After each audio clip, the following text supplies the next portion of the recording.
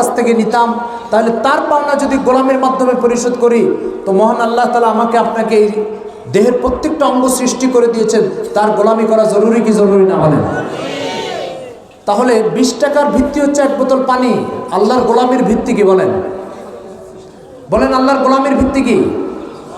বুঝেন না আপনারা? কোরআনের একটা সিস্টেম বলি আপনাদেরকে। কোরআন যখন কোনো বান্দার উপরে কোনো বিধান আরোপ করে, এটা তোমাকে করতে হবে, তো সেখানে একটা ইস্যু দাঁড় করা, এই বিধানটা কিসের ইস্যুতে তোমার উপরে দাঁড় করানো হবে? উদাহরণ বলি আপনাদেরকে।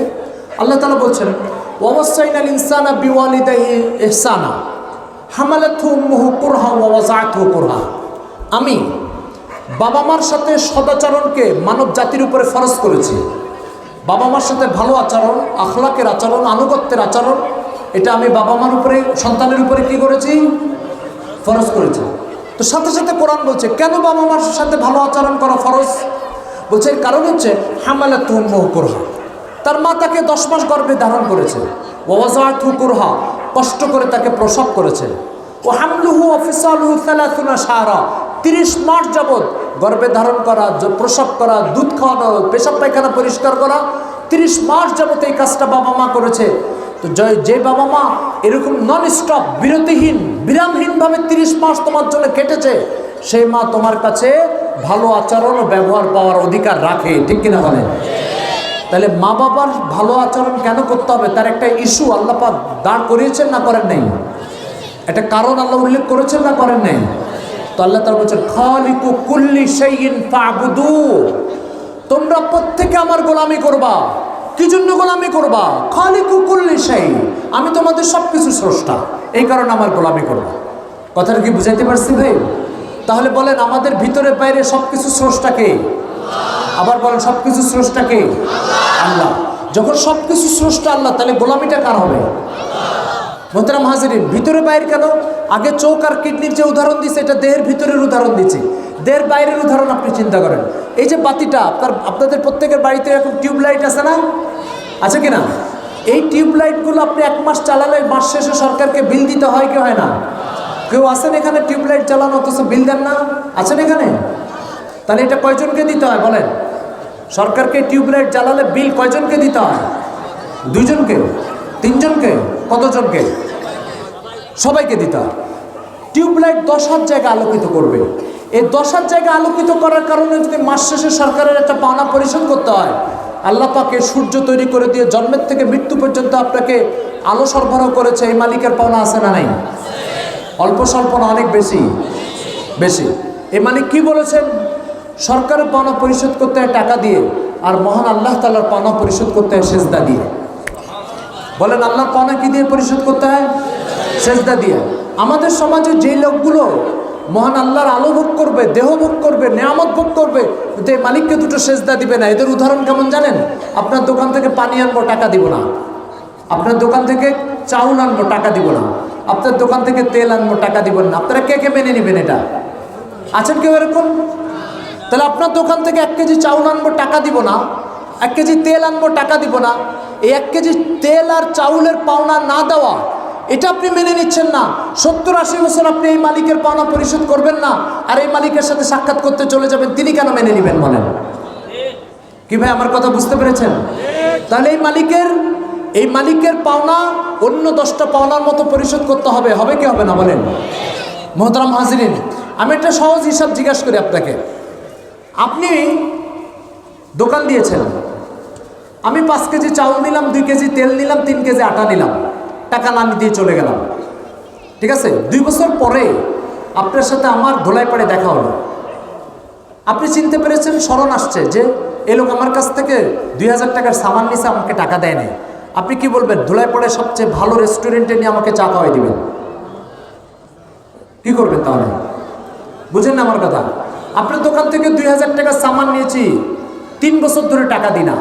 3 বছর পরে ধোলাইপাড় বোর্ডে দেখা হয়েছে, আমাকে ধোলাইপাড়ের সবচেয়ে ভালো রেস্টুরেন্টে নিয়ে চা খাওয়াই দিবেন? কি করবেন? ধোলাইপাড়ে ধোলাই করে দিবেন, তাই না? ধোলাইপাড়ে যদি ধোলাই করে দেন, কি জন্য করবেন? কি অপরাধ আমার? আপনার পাওনা পরিশোধ করি নাই, তাই না? তো আপনার পাওনা 2000 টাকা পাওনা পরিশোধ করি নাই, এটার যদি বিচার হতে পারে, আল্লাহ পাকে 70-80 বছরের পাওনা পরিশোধ করবেন, এটার বিচার হবে না? কি বিচার হবে? এই জন্য ইসলামের প্রথম ও প্রধান কথাগুলির মধ্যে একটা কথা হচ্ছে আখিরাতের বিচারের দিন। কেন? তার কারণ আল্লাহ আপনাকে সৃষ্টি করেছে, আপনি আল্লাহর জমিনকে ইচ্ছা মতো ব্যবহার করে চলে গেলেন, আর এই মালিকের পাওনা পরিশোধ করলেন না 70-80 বছর ধরে, তো আপনাকে গালে চুমা দেওয়া হবে? বলে এটা তো দুনিয়ার কেউ 1 কেজি চাউলের জন্যই করবে না, তো আল্লাহ তাআলা 80 বছরের পাওনার জন্য কেন করবেন? কি বুঝছেন? আখিরাতের বিচারটা বুঝতে পেরেছেন? তাহলে এবার বলেন, সূর্যের আলো ফাও ফাও না পাওনা পরিশোধ করতে হবে? চোখ দিয়ে দেখছেন, ফাও ফাও না পাওনা পরিশোধ করতে হবে? জিহ্বা দিয়ে কথা বলতেছেন, ফাও ফাও না পাওনা পরিশোধ করতে হবে? হাত দুটো ব্যবহার করতেছেন, ফাও ফাও না পাওনা পরিশোধ করতে হবে? পা দুটো ব্যবহার করছেন, ফাও ফাও না পাওনা পরিশোধ করতে হবে? প্রত্যেকটা অঙ্গ প্রত্যঙ্গের পাওনা পরিশোধ করতে হবে। তবে এই মালিক বলেছে, বান্দা আমি এত দিই, মাত্র 2টো সেজদা দিলে আমার পাওনা পরিশোধ। কথা বুঝেন নাই? আপনি একটু ভাবতে পারেন, এই যে পানির বোতলটা, এই পানির বোতলটা আপনি যখন এক দোকান থেকে কিনবেন, তো এই পানির বোতলটা মাম কোম্পানি আপনাকে সরবরাহ করলো। মাম কোম্পানির কাজ কি? বলছে এক জায়গাতে পানি এনে বোতলে ভরে দিছে। পানি তৈরি করার কাজটাও কি মাম কোম্পানি করছে? কোনো মাম কোম্পানির ক্ষমতা আছে পানি তৈরি করবে? এটা কে তৈরি করেছে? তাহলে 2টো কাজ হয়েছে এখানে, বোতলে পানি ভরা আর পানি তৈরি করা। এবার বলেন, মাম কোম্পানি এই 2টোর কোনটা করেছে? সবাই বলেন, কোনটা করেছে? পানি ভরছে। তৈরির কাজটা কে করেছে? তো যে বোতলে ভরছে তার এটা বড় কাজ, না পানি তৈরি করা বড় কাজ? তো ছোটটার যদি 20 টাকা পাওনা থাকে, বড়টার কত আছে? আচ্ছা, এটা এক বোতলের হিসাব করলাম। আপনি এরকম জীবনে কত বোতল পানি খাইছেন বলেন?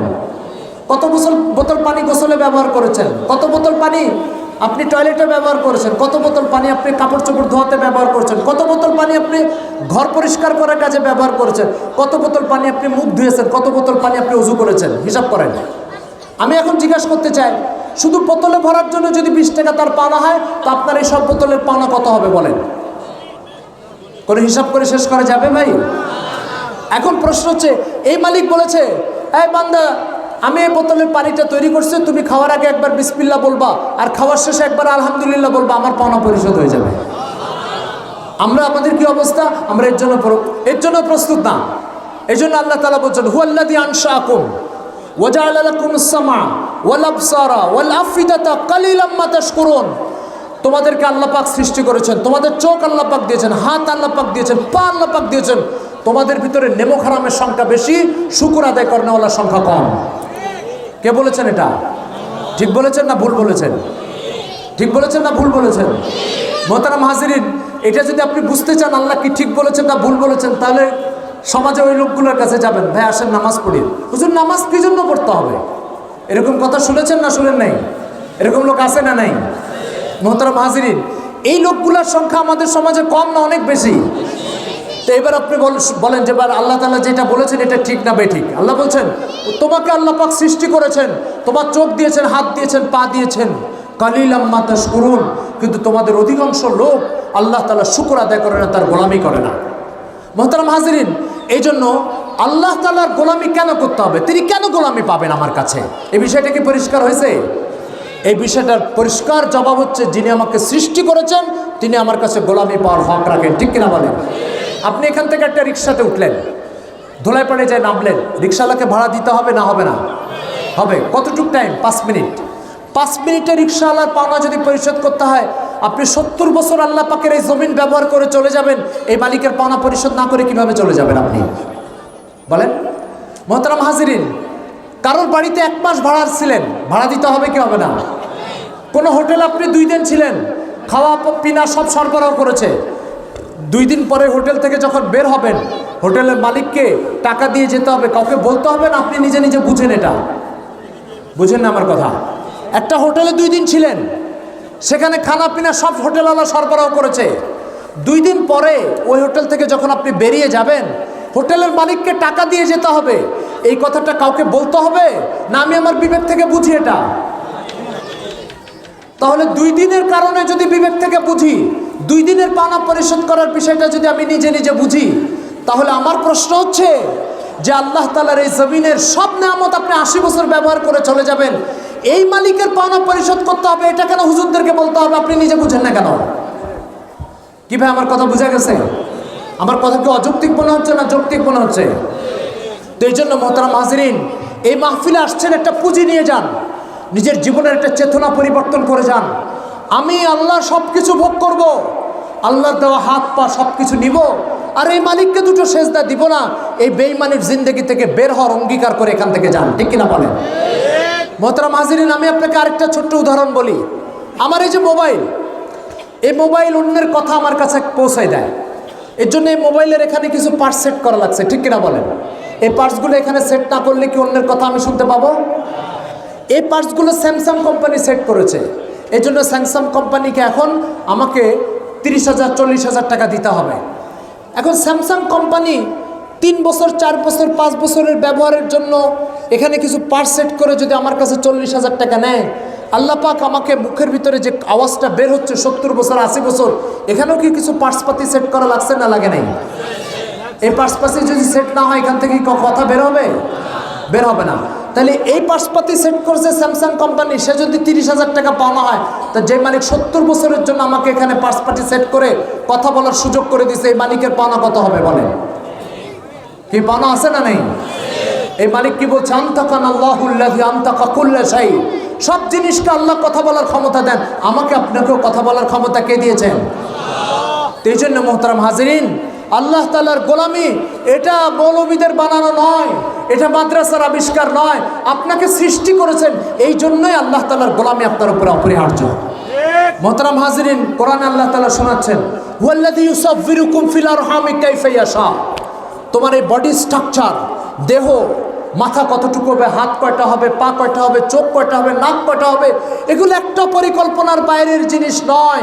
এগুলো সব সুচিন্তিত পরিকল্পনা করে তোমার মায়ের গর্ভে আল্লাহ পাক সেটিং করে পূর্ণতা যখন পেয়ে গেছে, তখন মায়ের গর্ভ থেকে জমিনে বের করে দিয়েছে। কে করেছে এটা? ওয়াল্লাযী আখরাজাকুম মিন বুতুনি উম্মাহাতিকুম লা তা'লামুনা শাইআন। তোমাদের মাতৃগর্ভের ভিতরে হাত কয়টা দরকার, পা কয়টা দরকার, চোখ কয়টা দরকার, মাথা কয়টা দরকার, এগুলোর ব্যাপারে তোমাদের কোনো অনুভূতি ছিল না। এগুলো তুমি জমিনে আসলে বিপদে পড়বা। এই বিপদ থেকে বাঁচার জন্য মায়ের গর্ভের ভিতরে তোমার চোখ, হাত, নাক, পা এগুলো তোমাকে সেট করে দিয়েছে। তোমাকে চোখ দিয়েছে যাতে তুমি অন্ধত্বের থেকে বেঁচে যাও, তোমাকে পা দিয়েছে যাতে তুমি প্রতিবন্ধী হওয়ার থেকে বেঁচে যাও, তোমাকে কান দিয়েছে যাতে বধির হওয়ার থেকে বেঁচে যাও। আশ্চর্য কথা, মায়ের গর্ভে এগুলো সব এক মালিক তৈরি করে দিল। আর মায়ের গর্ভের থেকে বের হওয়ার পরে তুমি প্রথমে প্রশ্ন করো যে আল্লাহ তাআলাকে সেজদা দিতে হবে কেন? মোহতারাম হাজিরিন, এই বেঈমানি আমরা যা করি না, আপনার সাথে এর 100 ভাগের 1 ভাগ বেঈমানি করলে আপনি মেনে নেবেন না, কিন্তু প্রতিদিন এই বেঈমানি আমরা কার সাথে করে যাচ্ছি বলেন? কার সাথে করে যাচ্ছি? দুর্বল হওয়ার কারণে। আল্লাহ দুর্বল? এই মালিক দুর্বল? পৃথিবীর সব ডাক্তারকে আপনার এখানে জমা করে দেন, এরকম একজন দেহ তৈরি করে দিতে পারবে ডাক্তার? আল্লাহ পাক কত কোটি তৈরি করেছেন বলেন? পৃথিবীর সব ডাক্তার একটি দেহ তৈরি করতে পারবে না, আর আল্লাহ পাক 800 কোটি দেহ এখন তৈরি করে পালতেছেন। দুর্বল হলে সম্ভব না সক্ষম হলে সম্ভব? আমার কথা বুঝতে পেরেছেন? 800 পিস আল্লাহ, 800 কোটি পিস মানুষ তৈরি করে এদেরকে আল্লাহ পাক পালতেছেন। যে মালিক 800 কোটি পিস মানুষ তৈরি করার ক্ষমতা রাখে, সেই মালিকের সাথে আপনি প্রত্যেক দিন সকাল সন্ধ্যা বেঈমানি করে চলে যাচ্ছেন। মোহতারাম হাজিরিন, এই বেঈমানিকে অব্যাহত থাকবে না বন্ধ হওয়া দরকার? বন্ধ হওয়া দরকার। এই বেঈমানি বন্ধ করতে হলে প্রথমে আমাকে জানতে হবে আমি কার সাথে বেঈমানি করছি, কোন মালিকের সাথে বেঈমানি করছি। যে মালিক বলছে ইদা আরাদা শাইআন ইয়াকুল লাহু কুন ফায়াকুন। যে পৃথিবীর ছোট ছোট জিনিস দেখে আপনি অবাক হচ্ছেন, সেই পৃথিবীর বড় বড় জিনিসকে তিনি তৈরি করেন। হও তো বললে হয়ে যায়। এই মালিক যার একটা হও এই কথার ভিতরে এই ক্ষমতা, সেই মালিকের সাথে আপনি সকাল সন্ধ্যা বেঈমানি করে চলে যাচ্ছেন। মোহতারাম হাজিরিন, ফিরে আসেন। আপনি যে বেঈমানি করছেন, এই বেঈমানি আপনার সাথে কেউ করলে মেনে নেবেন না। মোহতারাম হাজিরিন, আপনারা এখানে কে কে অফিস আদালত অথবা ফ্যাক্টরিতে চাকরি বাকরি করেন? দেখি একটু হাত উঁচু করে দেখান তো। অনেকে চাকরি বাকরি করেন, কেউ 30,000 টাকা স্যালারি পান, কেউ 40,000 টাকা স্যালারি পান। আমি একটা ছোট্ট প্রশ্ন করি মোহতারাম হাজিরিন, আপনি খারাপ মনে করবেন না। এই 30,000 টাকা স্যালারি যখন আপনার বস আপনাকে মাসের শেষে দেয়, তো সে এবার দিয়ে এবার বলে যে শোনো সকাল 8টার সময় আসতে হবে, বিকাল 5টায় যেতে হবে। আপনি মনে করেন যেহেতু আমি বেতন নিই সেহেতু আমাকে তার কথা শুনতে হবে। আর বস মনে করে যেহেতু আমি তাকে বেতন দিই ফলে সে আমার কথা শুনতে বাধ্য। মোহতারাম হাজিরিন, আমি প্রশ্ন করি, আপনার দেহের দাম কি 30,000 টাকার বেশি না কম? কত টাকা বেশি? দুই একজনের দেহের দাম মনে হয় বেশি, বাকিদের দেহের দাম মনে হয় 30,000 টাকার কম। সবার দেহের দাম 30,000 টাকার বেশি। কত বেশি বলেন? আমি যে মধ্যবর্তায় থাকি, সেই মধ্যবর্তায় একটা লোক ভারতের থেকে প্লাস্টিকের পা লাগাই নিয়ে আসছে। আমি তাকে জিজ্ঞেস করলাম কত লাগছে, 5 লাখ টাকা। প্লাস্টিকের পা যদি লাগাতে 5 লাখ টাকা লাগে, তা আল্লাহর কুদরতি পা লাগাতে কত টাকা লাগবে? এবার পার একটা হিসাবের কথা বললাম, আমি যদি সব হিসাবে একত্রিত করি, আপনি ভিটা বাড়ি বিক্রি করে পরিশোধ করতে পারবেন? তো মোহতারাম হাজিরিন, এবার আপনি চিন্তা করেন, 30,000 টাকা দিয়ে যদি 10 ঘন্টা গোলাম বানায় রাখা যায় অফিসে আর কারখানার মধ্যে, তো যে মালিক আমাকে 100 কোটি টাকার দেহ দিয়ে পালতেছে, এই মালিকের গোলাম আপনি 2 ঘন্টার জন্য কেন হতে পারবেন না? মোহতারাম হাজিরিন, যিনি 30,000 টাকার স্যালারি দিচ্ছে, তার কথা যদি আপনি শুনতে পারেন, তো যিনি কোটি টাকার দেহ দিল তার কথা শুনতে পারবেন না কেন? আমি আপনাকে 1 কোটি টাকা দিব, কে কে তার 2টো চোখ দিবেন আমাকে বলেন তো? আসেন কেউ 1 কোটি টাকা দিলে 2টো চোখ দিবেন? কেউ নাই। তাহলে আপনার চোখের দাম তো 1 কোটি টাকার বেশি হলো না কম হলো? এরকম 1 কোটি টাকা যদি আমি দিই, আপনার 2টো পা দিয়ে দিবেন আমাকে? দিবেন না। তাহলে আপনার এক একটা অঙ্কের দাম কোটি টাকার উপরে। এবার আপনি হিসাব করেন কতশো কোটি টাকা আপনি বহন করছেন। মোহতারাম হাজিরিন, 30,000 টাকা দেয় যে দেয় তার কথা শুনেন, আর এই 100 কোটি টাকার দেহ যে মালিক দিয়েছে তার কথা শুনেন না। এই বেঈমানি রাখবেন কোথায় আপনি? এই বেঈমানির জায়গা কোথায়? আর একদিন 2 দিন না, প্রতিনিয়ত এই বেঈমানি করে চলছি। আমার বয়স বেড়েছে, আমার শরীর বেড়েছে, আমার দিন পরিবর্তন হয়েছে, কিন্তু আমার বেঈমানি কমছে না। আমার বেঈমানি প্রতিদিন বাড়তেছে, নাফরমানির পরিমাণ প্রতিদিন বাড়তেছে। কালকে যদি 1 ওয়াক্ত নামাজ পড়ে থাকে, আজকে সেটাও বাদ দিয়ে দিয়েছে। তো এই জন্য মোহতারাম হাজিরিন, আপনাকে পরিষ্কার বুঝতে হবে, মহান আল্লাহ তাআলা আপনাকে সৃষ্টি করেছেন, আপনার জীবনের প্রত্যেকটা প্রয়োজন পূর্ণ করেছেন। এই জন্য আপনার কাছে আল্লাহ তাআলার গোলামি এটা পাওনা। পৃথিবীর সকল পাওনা যেভাবে পরিশোধ করতে হয়, আল্লাহর পাওনা এইভাবে পরিশোধ করতে হয়। পাওনা পরিশোধ না করে আপনার কাছে অপরাধ, ওনার কাছে অপরাধ, ওনার কাছে অপরাধ, বাংলাদেশের মানুষের কাছে অপরাধ, ইন্ডিয়ার মানুষের কাছে অপরাধ। তো আসমান জমিনের মালিকের পাওনা পরিশোধ না করা, এটা অপরাধ হবে না কেন? তো এই জন্য মোহতারাম হাজিরিন, বুঝার চেষ্টা করে দিন কি জিনিস, দিন কি জিনিস, ইসলাম কি জিনিস। ইসলাম হচ্ছে যে স্রষ্টা আমাকে তৈরি করেছেন, সেই স্রষ্টার পাওনার সমষ্টির নাম হচ্ছে ইসলাম। আবার বলেন, ইসলাম কি জিনিস? আমার সাথে বলেন, যে স্রষ্টা আমাকে সৃষ্টি করেছেন, বলেন, সৃষ্টি করেছেন, সেই স্রষ্টার পাওনার সমষ্টির নাম হচ্ছে ইসলাম। আপনি যখন সকাল 8টার সময় চাকরিতে ঢুকবেন, আপনার বস প্রথম দিন বলে দিছে 8টার সময় আসতে হবে, এর পরে আসা যাবে না। 5টার সময় যেতে হবে, এর আগে যাওয়া যাবে না। এই কাজ করবো, এই কাজ করবা না, এরকম কিছু বিধিনিষেধ আপনার সামনে দাঁড় করিয়েছে কি করে নেই? আপনি সেটা মানতে বাধ্য কি বাধ্য নয়? এখন 30,000 টাকা দিয়ে যদি আদেশ আর নিষেধের একটা তালিকা আপনার সামনে পেশ করা যায়, তো এক মালিক আপনার দেহ তৈরি করে দিয়ে তিনি কেন আদেশ আর নিষেধের একটা তালিকা পেশ করতে পারবেন না বলেন? আর ইসলাম কি? ইসলাম হচ্ছে আল্লাহর আদেশের সমষ্টি, যার মধ্যে 2টা পার্ট আছে, একটা হচ্ছে আদেশের একটা তালিকা আর একটা নিষেধের একটা তালিকা। কথাটা বুঝতে পেরেছেন? আপনার বস আপনাকে বলে কিনা যে 8টার সময় আসবেন, এরপরে আসা যাবে না। এই কথার মধ্যে কয়টা কথা বলেন তো? 2টা কথা। একটা হচ্ছে 8টার সময় আসবেন, আর হচ্ছে এরপরে আসা যাবে না। তাহলে একটা আদেশ হলো, একটা কি হলো? নিষেধ হলো। 5টার সময় যাবেন, এর আগে যাবেন না, একটা আদেশ হলো, একটা নিষেধ হলো। 1টার সময় লাঞ্চ করবেন, এর আগেও করবেন না, পরেও করবেন না, একটা আদেশ হলো, একটা নিষেধ হলো। এই ইউনিফর্ম পরে আসবেন, এই পোশাক পরে আসবেন, অন্য কোনো পোশাক পরে আসবেন না, একটা আদেশ হলো, একটা নিষেধ হলো। তাহলে 30,000 টাকা যে দিল, সে আদেশের একটা তালিকা চাপিয়ে দিল, নিষেধের একটা তালিকা চাপিয়ে দিল। এটা যদি 30,000 টাকা যে দেয় তার হক হতে পারে, তাহলে যিনি আমাকে হায়াত মৌত সৃষ্টি করে দিয়েছেন, আমার দেহ তৈরি করে দিয়েছেন, তার হক থাকবে না কেন বলেন? এই জন্য মোহতারাম হাজিরিন, পৃথিবীতে যদি কোনো যৌক্তিক দিন থাকে, মানব মেধার অনুকূলে কোনো দিন থাকে, মানুষের বিবেকের সবচেয়ে কাছে কোনো দিন থাকে, সেই দিনের নাম হচ্ছে ইসলাম। সেই দিনের নাম কি?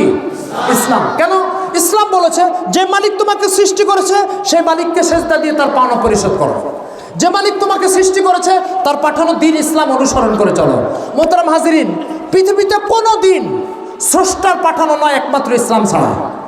আর আশপাশে যেগুলো আপনারা দেখতে পাচ্ছেন, এগুলো মানুষের মেধা থেকে আবিষ্কৃত, এখন মানুষের মাথার থেকে আবিষ্কৃত, তার মানুষের মাথার থেকে সাজানো গোছানো। এটা মানুষের মাথার থেকে সাজানো গোছানো দিন আমি কেন মানতে যাব? কেন আমাকে সৃষ্টি করবে আল্লাহ, আমি মানুষের দিন কেন মানবো? মানুষের আবিষ্কৃত দিন কেন মানবো? আমি আপনাকে প্রশ্ন করি, আপনি একটা ফ্যাক্টরিতে চাকরি নিলেন, দেখতেছেন 10 জন শ্রমিক এখানে এক ধরনের আইন মানতেছে, 10 জন শ্রমিক ওখানে আরেক ধরনের আইন মানতেছে, 10 জন শ্রমিক এখানে আরেক ধরনের আইন মানতেছে। আপনি যদি সচেতন ভাগ্যবান শ্রমিক হন, তাহলে আপনি ঢুকেই প্রথমে চিন্তা করবেন, এই যে 3-4 ধরনের আইন কানুন এখানে মানা হচ্ছে, এর মধ্যে এই ফ্যাক্টরির মালিকের নিয়ম কোনটা, সেটা আপনি তালাশ করে বের করে সেই দিন মানা শুরু করবেন। কেন? আপনি যদি সেটা না মেনে এই ফ্যাক্টরির মালিকের আইন কোনটা, তার নিয়ম কোনটা, তার বিধিনিষেধ কোনটা, এটার ভিতরে যদি আপনি না ঢুকে অন্যগুলোর মধ্যে ঢুকে যান, তাহলে প্রথমে আপনার মাসের শেষে বেতনের অনিশ্চয়তা আছে।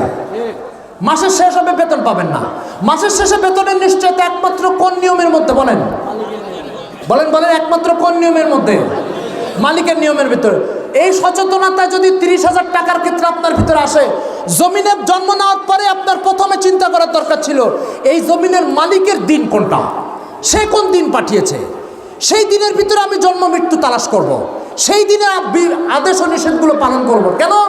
তার কারণ হচ্ছে, যদি আমি সেই দিনের বাইরে কোনো দিনের ভিতরে চলি, প্রথম নম্বর ঝামেলা হচ্ছে তার হক আদায় হবে না, দ্বিতীয় নম্বর আমার জান্নাত অনিশ্চিত হয়ে যাবে, তৃতীয় নম্বর জাহান্নাম আমার জন্য নিশ্চিত হয়ে যাবে, বঞ্চনা লাঞ্ছনা সব চেপে বসবে। দিন ঠিকই মানবো, কিন্তু ফলাফল আসবে না।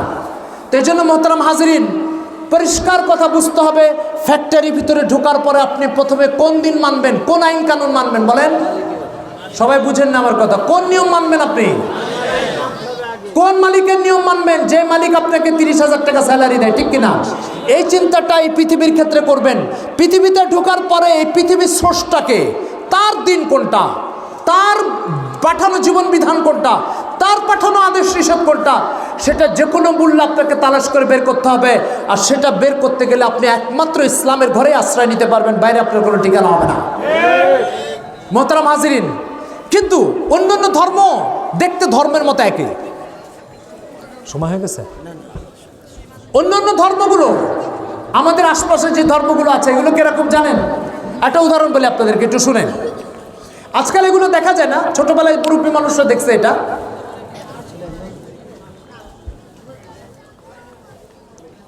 ছোটবেলায় মুরব্বী মানুষরা এটা দেখছেন।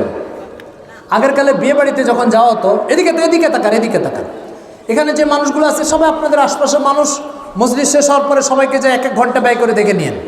এখানে দিনের কথা হচ্ছে, এটা শোনেন। মোহতারাম হাজিরিন, একটু মনোযোগের সাথে শুনতেছেন আপনারা?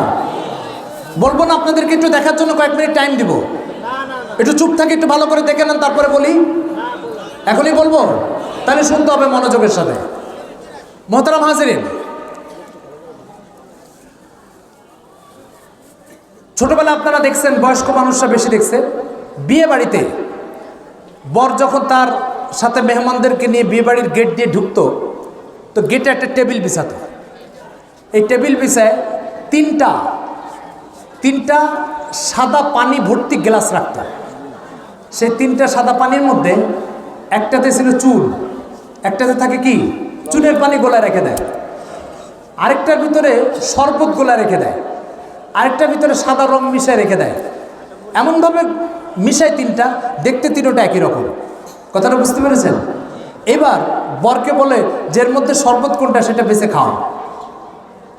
এবার বর যদি সচেতন হয় তখন তো সে বুঝতে পারে কোনটা শরবত, আর যদি সচেতন না হয়, বেওকুফ হয়, তাহলে কখনো চুনের পানিটা খাওয়া শুরু করে, আর তো কখনো সাদা রঙালাটা খাওয়া শুরু করে। এই দৃশ্য আপনারা দেখছেন?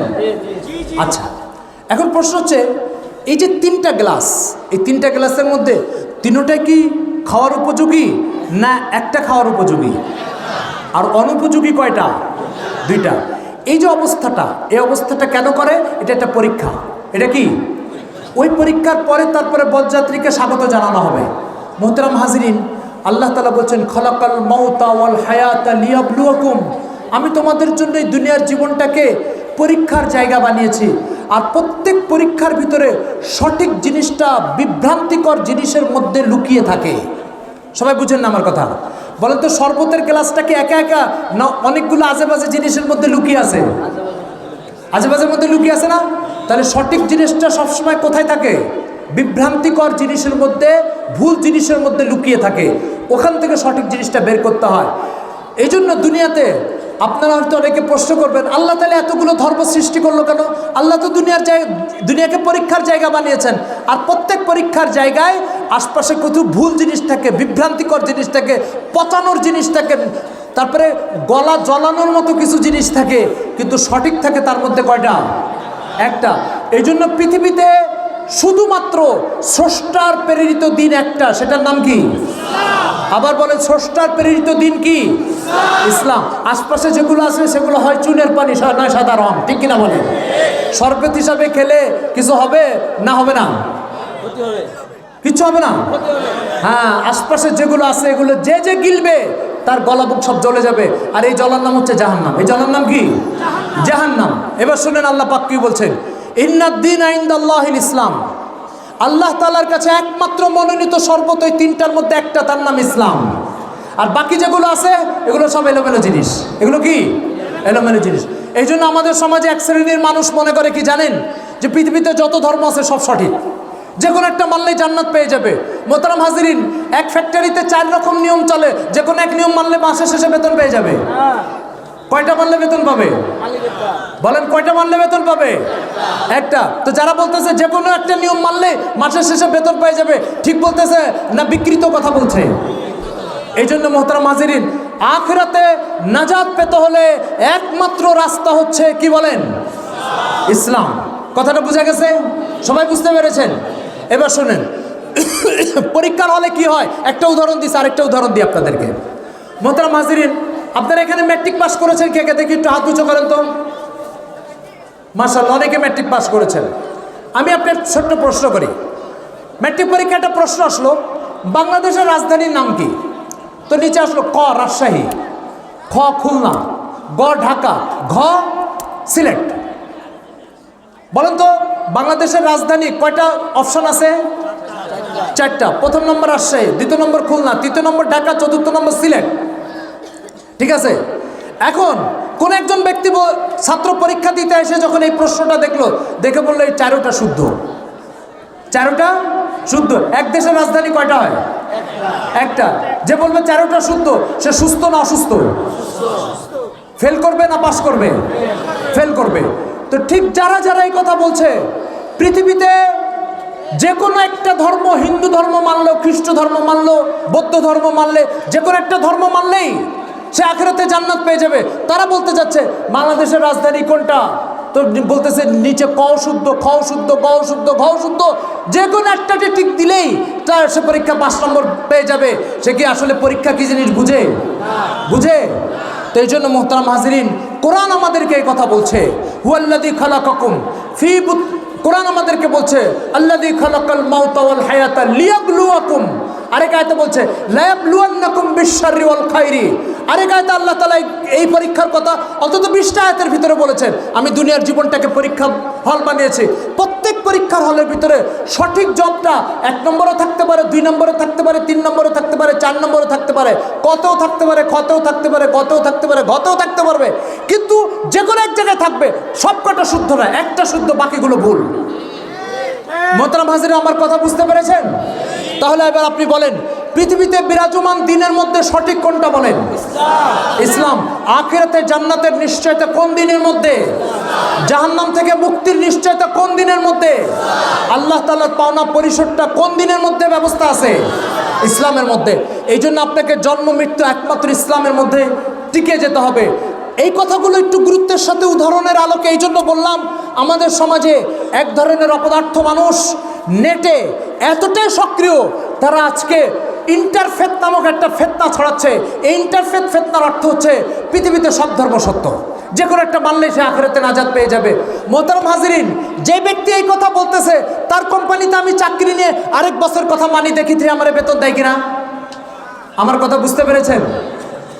আমি এই কোম্পানিতে চাকরি করে আরেক বছর কথা মানবো, বেতন পাবো? যে ব্যক্তি বলতেছে যে কোনো একটা ধর্ম মানলে চলবে, সেই ব্যক্তির কোম্পানি থেকে এটা চলবে? তাহলে তার কোম্পানিতে যদি না চলে, সে আল্লাহর কোম্পানিতে চালানোর চেষ্টা করতেছে কেন? তো এই জন্য মোহতারাম হাজিরিন, আমাকে বুঝতে হবে যে একমাত্র সত্য দিন কোনটা। আবার বলেন, একমাত্র সত্য দিন কোনটা? ইসলাম। তাহলে এই পর্যন্ত আপনাদেরকে আমি 4টা কথা বলে ফেলেছি। 1 নম্বর কথা বলেছি আমাকে কেন আল্লাহর গোলামি করতে হবে। 1 নম্বর কথা কি বলেছে বলেন তো? কেন আমাকে আল্লাহর গোলামি করতে হবে? বলেন কি জন্য আল্লাহর গোলামি করতে হবে? বলেন। আল্লাহ আমাকে সৃষ্টি করেছে, এই জন্য আল্লাহর গোলামি করতে হবে। এই জন্য ইসলামে কোনো ব্যক্তির কথার উপরে, কোনো ব্যক্তির কথা আল্লাহর কথার উপরে প্রাধান্য পেতে পারে না। কেন? আমাকে দেহ সৃষ্টি করে দিয়েছে যে মালিক, এই দেহের চেয়ে দামি কোনো জিনিস কেউ আমাকে দিতে পারবে না। যেহেতু দিতে পারবে না, তো সবচেয়ে দামিটা কে দিয়েছে? যেহেতু সবচেয়ে দামিটা আল্লাহ দিয়েছে, সেই জন্য আমি কখনো আল্লাহর দিন বাদ দিয়ে অন্য কারো কথাকে তার উপরে প্রাধান্য দিতে পারি না। একটা উদাহরণ বলি, আপনি 2টো চাকরি করেন, একজন বস আপনাকে 50,000 টাকা হাদিয়া দেয়, আরেকজন বস আপনাকে 5,000 টাকা বেতন দেয়। দুইজনই বলছে সকাল 10টায় আমার সাথে দেখা করো, ঠিক আছে? সকাল 10টায় আমার সাথে দেখা করো। এদিকে এদিকে তাকায়, এদিকে তাকায়। ভাই আপনি হাত উঁচু করে ওদিকে কি দেখাচ্ছেন? এদিকে তাকান। এখানে তো দিনের কথা শুনতে আসছেন, তাই না? তো দিনের কথা শুনতে এসে আবার সময় নষ্ট করছেন কেন?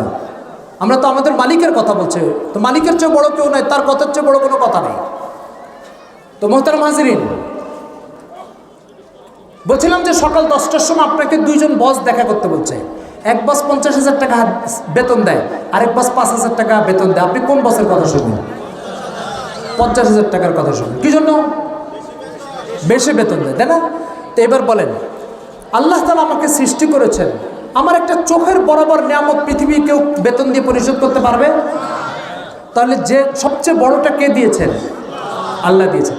এই জন্য আল্লাহর হক, তার বিধান, তার হুকুম, তার উপরে কোনো মানুষের কোনো হুকুম প্রাধান্য পেতে পারে না। ঠিক কিনা বলেন? আমাদের সমাজে অসংখ্য মানুষ আছে। আমি কয়েকটা চ্যানেলে প্রোগ্রাম করি, তো এসব চ্যানেলে আমাকে প্রশ্ন করে বিভিন্ন ভাইরা, হুজুর মাগরিবের নামাজ পড়ে চলে যায়, তো বস গাড়িতে থাকে, তো মাগরিবের নামাজ পড়তে পারি না কারণ বস গাড়িতে। এখন বসের কথা শুনতে গেলে নামাজ ছুটে, আর নামাজ পড়তে গেলে বসের কথা অমান্য হয়, কি করব? তখন আমি তাকে বলি, আপনার বস আপনাকে 20,000 টাকা স্যালারি দেয়, আর আল্লাহ আপনাকে মাথার থেকে পা পর্যন্ত তৈরি করে দিয়েছে। বেশি কে দিয়েছে? আল্লাহ দিয়েছে বেশি। তো আল্লাহ বেশি দিলে আপনি কার কথা শুনবেন? ওখানে তো আপনি বললেন যে 50,000 টাকা যে বস দেয় সেই বসের কথা শুনবো, আর যে 5,000 টাকা দেয় তার কথা শুনবো না। প্রশ্ন হচ্ছে, ওখানে যদি আপনার সিদ্ধান্ত এটা হয়ে থাকে, তাহলে এখানে যে সৃষ্টি করেছে তার চেয়ে কি বসের 20,000 টাকা বেশি? তাহলে আপনি কিভাবে বসের কথা শুনবেন আল্লাহর কথা বাদ দিয়ে? এই জন্য যদি কোনো বস আপনাকে আপনার স্রষ্টার হুকুম মানতে দেয় না, তাহলে সেই বসের চাকরিকে লাথি মারেন। লাথি মেরে যে মালিক আমাকে সৃষ্টি করেছে, আমি না খেয়ে থাকলেও তার গোলামি করে কবরে যাওয়ার চেষ্টা করবো। ঠিক কিনা বলেন? এই জন্য মোহতারাম হাজিরিন, আপনাদেরকে আমি এই কথাটা কেন বললাম? আমাদের সমাজে অসংখ্য মানুষ আছে বলে, হুজুর কাজের চাপে নামাজ পড়ার টাইম পাই না। আছে না নাই? হুজুর কাজের চাপে ঠিকমতো ফরজ নামাজ পড়তে পারি না। আছে না নাই? আমার প্রশ্ন হচ্ছে, কোন কাজের চাপে আপনি আল্লাহর হুকুম নষ্ট করবেন? যে মালিক আপনাকে সৃষ্টি করেছে, যে মালিকের হাতে আপনার জান, আপনি যার হাতে আমার চাকরি আর যার হাতে আমার জান, দুইজনের মধ্যে বড় কে? একজনের হাতে চাকরি, আরেকজনের হাতে জান, বড় কে? তো আপনি যার হাতে জান তার কথাকে বাদ দিবেন, যার হাতে চাকরি তার কথা শুনে। আমার কথা বুঝতে পারছেন? এই জন্য আমরা যার হাতে চাকরি তাকে যতটুকু ভয় পাই, অতটুকু ভয় যদি যার হাতে যান তাকে যদি পেতাম, তাহলে আমরা সবাই দুনিয়ার থেকে জান্নাতের টিকিট নিয়ে চলে যেতে পারতাম। এই জন্য মোহতারাম হাজিরিন, বুঝার দরকার সেটা হচ্ছে আল্লাহ তাআলার হুকুমের উপরে কোনো হুকুম বড় হতে পারে না। ঠিক কিনা বলেন? এই জন্য মোহতারাম হাজিরিন, আজকের এই প্রোগ্রাম থেকে, আজকের এই মাহফিল থেকে আমরা এই সিদ্ধান্ত নিয়ে যাই, যেহেতু একজন মালিক আমাকে সৃষ্টি করেছে, যেহেতু একজন মালিক আমাকে বাঁচায় রেখেছে, যেহেতু একজন মালিক আমাকে চলার ক্ষমতা দিয়েছে, যেহেতু একজন মালিক আমাকে আলো বাতাস সব কিছু তৈরি করে আমার জীবনের উপায় উপকরণগুলো সরবরাহ করে যাচ্ছে, আমি এই মালিককে নারাজ করে, তার হুকুম নষ্ট করে, তার সাথে বেঈমানি করে আমি কবরে যেতে পারি না। ঠিক কিনা বলেন? রাজি আছি তো ইনশাআল্লাহ? এবার দেখেন কোরআন কি বলছে, ওমা লিয়া লা আবুদুল্লাযী ফাতারানি ওয়া ইলাইহি তুরজাউন। আমি কিভাবে ওই মালিকের সাথে বেঈমানি করব? কিভাবে তার ইবাদত না করে জিন্দেগি কাটাবো? যে মালিক ফাতারানি, আমাকে সৃষ্টি করেছে, যে মালিক আমাকে সৃষ্টি করেছে। এই জন্য পৃথিবীতে প্রত্যেকটা গোলামির কথা যখন ইসলাম বলে, তখন সাথে সাথে বলে এটা আপনার স্রষ্টার হক। স্রষ্টার হুকুম। এখন যদি দুনিয়ার এর কথা ওর কথা ওর কথা আমি মানতে পারি, তো আসমান জমিনের স্রষ্টার কথা মানতে পারবো না কেন? তো এই জন্য মোহতারাম হাজরিন, এই মজলিস থেকে আজকে যদি এই অঙ্গীকার করে যেতে পারি, ইনশাল্লাহ আগামী জিন্দেগিতে এই বড় মালিক, এই স্রষ্টা, এই ক্ষমতাবান, এই ক্ষমতাধর, এই দাপটালা মালিকের কোনো কথা অমান্য করব না, বিশেষ করে ফরজ নামাজ নষ্ট করব না। তাহলে এই মাহফিল সফল, আপনার আশা সফল, এই মাদ্রাসার এই প্রোগ্রামও সার্থক, ঠিক কিনা বলেন? তো এই জন্য হাত তুলে আল্লাহকে দেখান, কে কে এখন থেকে ফরজ নামাজ ঠিক মতো পড়বেন। আল্লাহ তাআলা সবার হাতকে কবুল করেন। মোহতারাম হাজিরিন, এই হাত আল্লাহ দেখছে না দেখে নেই? দেখছে না দেখে নেই? তাহলে আল্লাহকে দেখে আল্লাহর গোলামির একটা ওয়াদা করলেন, এই ওয়াদার ব্যাপারেও আল্লাহ কিয়ামতের দিন জিজ্ঞাসা করবে। ইন্নাল আহদা কানা মাসউলা, প্রত্যেক অঙ্গীকারের ব্যাপারে কিয়ামতের দিন জিজ্ঞাসা করা হবে, ঠিক কিনা বলেন? তো এই জন্য মোহতারাম হাজিরিন, ফরজ নামাজ নষ্ট করতে পারেন না। আপনি একজন মুসলমান ফরজ নামাজ নষ্ট করতে পারে না। কেন?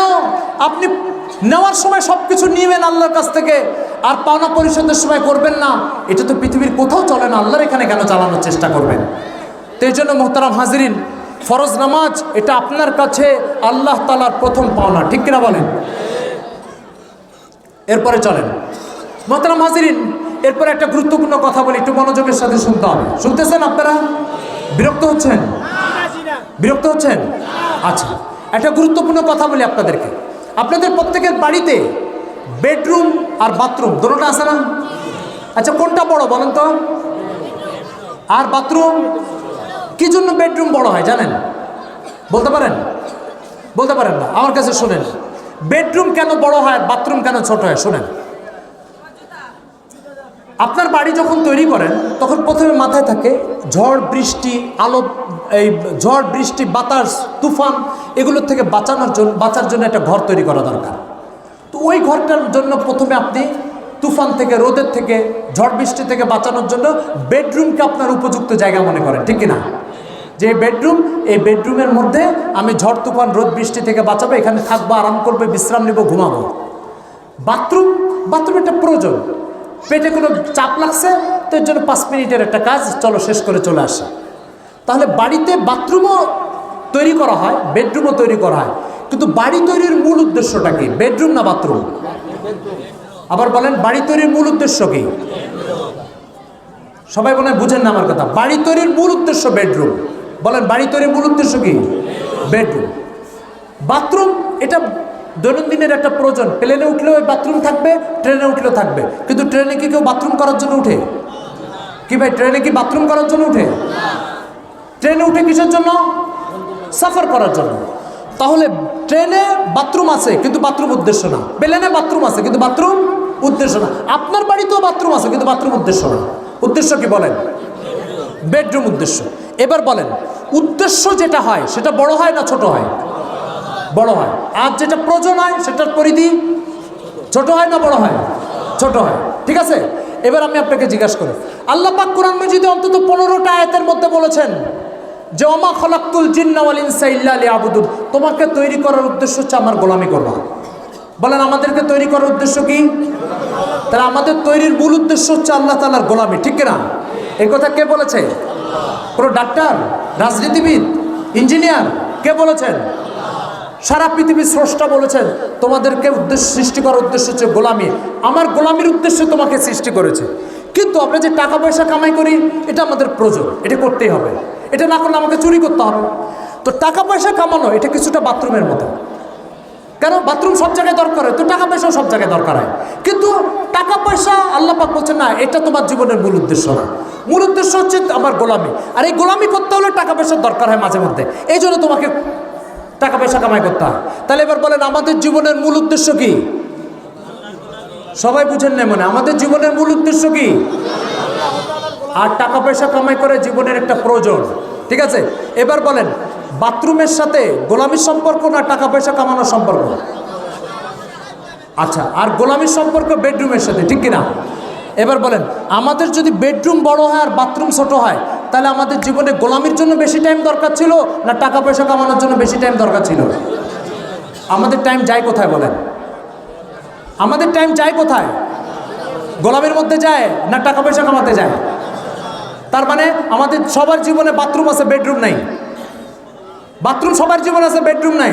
আমি আপনাকে জিজ্ঞাসা করি, একটা বাড়ি ভাড়া নেবেন, আপনি যাই খোঁজ নিয়ে জানতে পারলেন ওই বাড়িতে বেডরুম একেবারেই নেই, বাথরুম অনেকগুলি আছে, কে কে ভাড়া নেবেন? কে কে ভাড়া নেবেন? এই বাড়ির কোনো গ্রহণযোগ্যতা আছে আপনার কাছে? কি জন্য গ্রহণযোগ্যতা নাই? মূল উদ্দেশ্য যদি কোনো বাড়িতে না থাকে, সেই বাড়ির কোনো গ্রহণযোগ্যতা থাকে না, ঠিক কিনা বলেন? তো যখন ভাড়াটিয়ার কাছে বেডরুম না থাকার কারণে ওই বাড়ি গ্রহণযোগ্য নয়, আপনার জীবনে আল্লাহর গোলামি যদি না থাকে, তাহলে আপনারও কোনো গ্রহণযোগ্যতা আল্লাহর কাছে নাই। মোহতারাম হাজিরিন, আপনার জীবনে আল্লাহর কাছে গ্রহণযোগ্যতা কতটুকু, এটা নির্ভর করছে আপনার জীবনে আল্লাহর গোলামি কতটুকু। আপনার জীবন আল্লাহর গোলামি কতটুকু, এটার উপরে নির্ভর করছে যে আল্লাহ তাআলার কাছে আপনার গ্রহণযোগ্যতা কতটুকু। আপনার কাছে আল্লাহর হুকুমের মর্যাদা যতটুকু, আপনার মর্যাদাও আল্লাহর কাছে ততটুকু। আমার কথা বুঝেন না আপনারা? আপনার মর্যাদা আল্লাহর কাছে কতটুকু, এটা আপনি যাচাই করতে চান? তাহলে আপনার কাছে আল্লাহর হুকুমের মর্যাদা কতটুকু, এটা একটু যাচাই করেন। এটা যাচাই করলে আপনি বুঝতে পারবেন। হ্যাঁ, সময় গেছে, আচ্ছা ঠিক আছে, চলে যাচ্ছে। মোহতারাম হাজিরিন, এবার বলেন, আমাদের জীবনে বেডরুম বড় হওয়া দরকার না বাথরুম বড় হওয়া দরকার? আর বেডরুম কি আমাদের জীবনে? বলেন, আল্লাহর গোলামি। যার জীবনে আল্লাহর গোলামি যত বড়, তার মূল্য আল্লাহ তাআলার কাছে তত বেশি। যেমন যেই বাড়িতে বেডরুম যত বড়, ভাড়াটিয়ার কাছে সেই বাড়ির তত বেশি দাম। আর যেই বাড়িতে বেডরুমের কোনো খবর নাই, বাথরুম দিয়ে বাড়ি ভর্তি, ওটা ল্যাট্রিন হতে পারে, বাড়ি হতে পারে না, ভাড়াটিয়ার কাছে কোনো দাম থাকতে পারে না। তো যেই জীবনে টাকা পয়সা কামানোর একটা মেশিন হিসাবে আপনি পরিচিতি পেয়েছেন, আপনি টাকা কামানোর মেশিন, অথবা আপনি নেতা হতে চান, আপনি মন্ত্রী হতে চান, আপনি কোনো রাজনৈতিক দলের নেতা হতে চান, আপনি ক্ষমতাবান হতে চান, আপনি ল্যাট্রিন দিয়ে জীবন ভর্তি করেছেন, আল্লাহর গোলামি দিয়ে জীবন ভর্তি না করার কারণে আপনার জীবনের 4 আনা পয়সা মূল্য আল্লাহর কাছে নাই। সবাই বুঝতে পেরেছেন? এই কথাটা যদি বুঝে যান আলহামদুলিল্লাহ। তাও যদি না বুঝেন, আরেকটা সহজ উদাহরণ দিই আপনাদেরকে। বাদাম চিনেন? বাদাম সবাই খাইছেন? বাদাম কে কে খাইছেন? বাদাম থেকে হাত উঁচু করে দেখেন তো। আচ্ছা, মাশাআল্লাহ, সবাই বাদাম খেয়েছেন, তাই না? বাদামের মধ্যে 2টা জিনিস থাকে, একটা হলো ভিতরে দানা, আর একটা হলো খোসা। আপনি বাদাম কি খোসার জন্য কিনেন না দানার জন্য কিনেন? সবাই দানার জন্য কিনেন, কোনো একজন নাই খোসার জন্য কিনেন না। আচ্ছা, এই খোসাটা মূল উদ্দেশ্য বাদামের, না দানাটা মূল উদ্দেশ্য? দানাটা। এবার ওই দানাটা আপনি খোসার থেকে বের করে দেন,